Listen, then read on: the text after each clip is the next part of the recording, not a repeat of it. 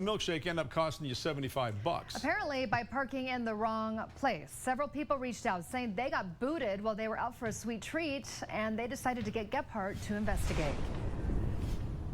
Yeah, Sean and Mark, we're out here live at the Iceberg restaurant in Millcreek, and people who've been coming here have been getting booted and towed in droves. It's not Iceberg that's doing the parking enforcement. It's actually the now vacant restaurant next door that shares the same parking lot. As we began digging into this one, we uncovered a nasty fight between these two business owners that is leaving Iceberg customers stuck in the middle, picking up the tab. No, I was right here. As he has many times before, Jorge Pille came to this Iceberg Drive Inn in Millcreek for a sweet treat. He parked right here behind the building. He says he wasn't out of his car for more than a minute when he got a call from a couple of his friends that were meeting him there. They tell me, hey, Jorge, you're getting a boot. Jorge sprinted to his car where he was told he would need to pay $75 if he wanted the boot removed. Yeah, I just ended up paying because I just wanted to get a shake. Jorge says he missed the warning signs. There are a couple of buckets on the ground with no Iceberg parking scribbled on them, as well as a couple of confusing signs in the parking lot. It says warning, authorized parking only. Yes. Jorge says those signs are not clear at all. What does authorized parking mean? After all, he was visiting a business within the parking lot. They assumed that the authorized parking meant no overnight parking.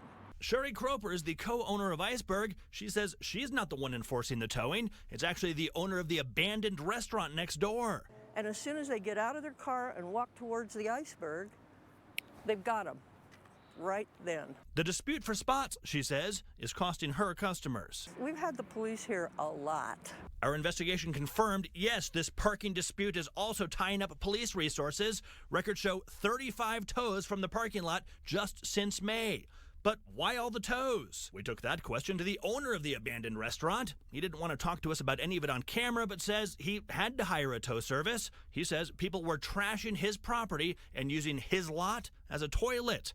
As for the signs, we asked him, do they seem clear to you? He responded that he is taking steps to make them more clear. Sure enough, a couple of days after our calls, the signs are now more clear, telling people where they can park and cannot park if they're there for some ice cream. Yeah, you can see it here, parking for Iceberg in designated stalls only. Hopefully that clears up a little bit of the confusion. And you know, private lots are a lot like public streets. Yes, of course, a landowner is allowed to hire a tow company to enforce parking rules on their property, but just like on public streets, there are rules, including how much they're allowed to charge to take off, and also that they have to take credit cards. Back to you.